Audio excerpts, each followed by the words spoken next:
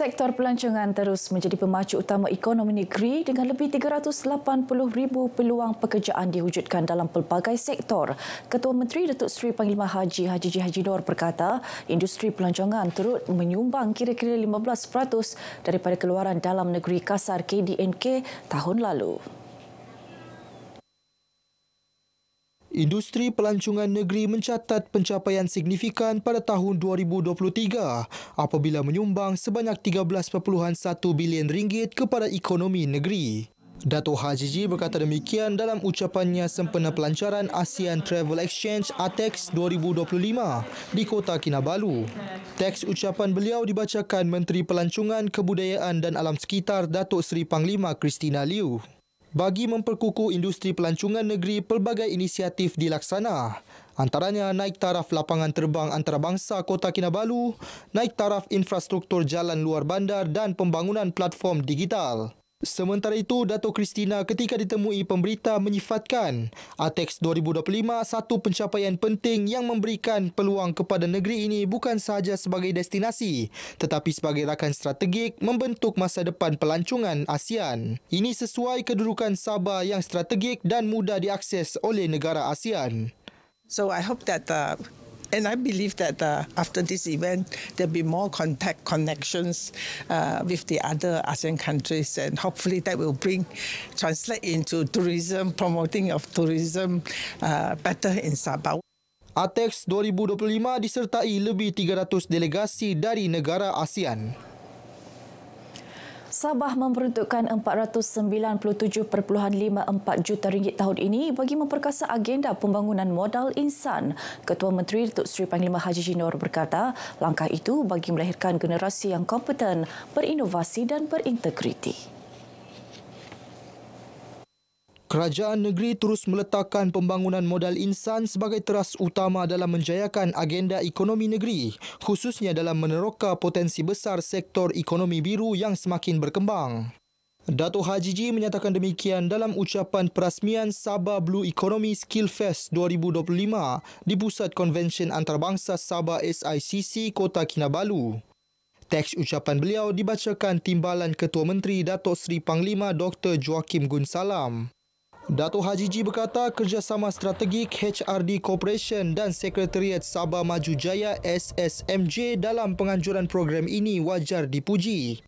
Ia menyokong matlamat kerajaan memperluas akses pembelajaran sepanjang hayat. Pengetahuan mengenai keseimbangan nutrisi perlu didedahkan seawal di bangku sekolah bagi membentuk tabiat pemakanan sihat. Timbalan Menteri Pendidikan Tinggi Datuk Mustafa Sa'mud berkata, ia juga penting dalam membendung gejala obesiti dan masalah kesihatan lain yang kini semakin membimbangkan. Pemakanan seimbang dan gaya hidup sihat berkait rapat dengan pencapaian pembelajaran pelajar.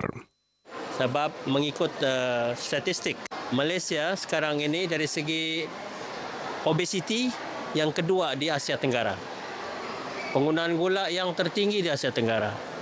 Jadi kita perlu pastikan bahawa kita akan cuba mengurangkan penggunaan gula dan juga pemakanan yang tidak sihat ini untuk mengurangkan kadar obesiti di kalangan masyarakat. Beliau ditemui media selepas merasmikan penutupan Bulan Pemakanan Malaysia 2025 di Universiti Malaysia Sabah UMS. Program tahunan ini anjuran Fakulti Sains Makanan dan Pemakanan FSMP UMS bagi meningkatkan kesedaran masyarakat terhadap kepentingan amalan pemakanan seimbang. Ini seiring usaha kerajaan membentuk generasi lebih sihat dan produktif. 69 peniaga kecil tepi jalan berlesen dalam daerah Kinabatangan dan daerah kecil Sukau menerima bantuan keuangan sekali bayar di bawah program Untukmu dengan peruntukan keseluruhan RM345,000. Setiap peniaga terlibat menerima bantuan RM5,000 yang dikreditkan terus ke dalam akaun bank masing-masing. Ahli Majlis Tertinggi Majlis Daerah Kinabatangan Abu Bakar Jaafar berkata, bantuan ini bagi membantu peniaga yang mempunyai lesen perniagaan sah mengembangkan perniagaan sekaligus menambah produk jualan serta membaik puli gerai masing-masing. Peniaga-peniaga ini sangat senang hati dan mereka juga percaya yakin dengan bantuan RM5,000 ini yang terus masuk dalam akaun dapat menambah nilai perniagaan khusus kepada gerai-gerai yang di tepi jalan mempunyai perniagaan lesen perniagaan yang sah. Beliau ditemui pemberita selepas majlis penyerahan bantuan di Majlis Daerah Kinabatangan.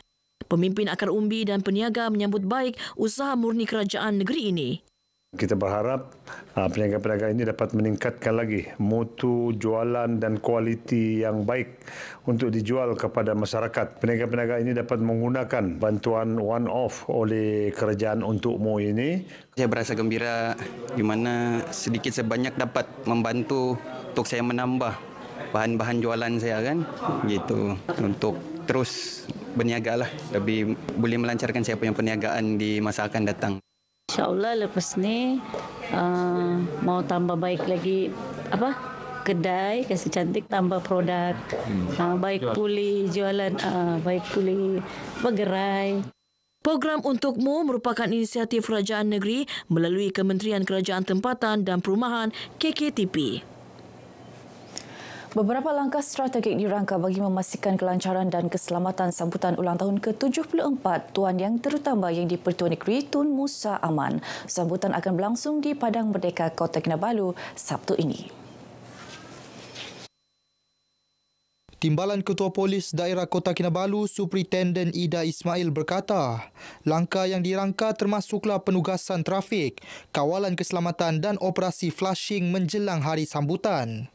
Kawalan keselamatan yang terdiri daripada 13 pegawai dan 111 anggota ditugas untuk menjaga di Padang Merdeka yang mana kita bahagikan kepada 5 zon penugasan keseluruhannya iaitu zon Astaka, zon belakang Astaka, zon kiri pentas, zon kanan pentas dan zon hadapan pentas. Beliau ditemui RTM selepas menjadi tetamu khas dalam segmen Bahngam Laitu di Konti Sabah FM. Orang ramai yang ingin hadir memeriahkan sambutan itu dinasihatkan menggunakan pengangkutan awam bagi mengurangkan kesesakan jalan raya. Bagi mereka yang menaiki kenderaan sendiri perlu mematuhi peraturan parkir yang ditetapkan. Jabatan Pengangkutan Jalan JPJ Sabah giat melaksanakan operasi teknikal bagi mengesan kenderaan yang diubah suai tanpa kelulusan. Ia bagi mengurangkan kadar kegiatan pengubah suaian kenderaan yang melampau oleh rakyat Sabah sehingga boleh memudaratkan keselamatan di jalan raya.